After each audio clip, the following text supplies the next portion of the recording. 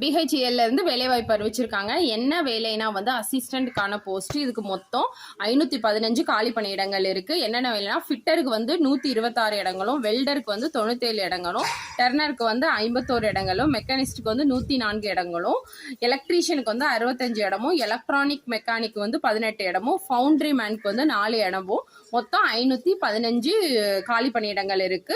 Age limit வந்து 27 வயசு வரை அப்ளை பண்ணிக்கலாம். எஸ்சி எஸ்டி வந்து 5 வருஷமும், ஓபிசி வந்து 3 வருஷமும் வந்து எக்ஸ்ட்ரா கொடுப்பாங்க.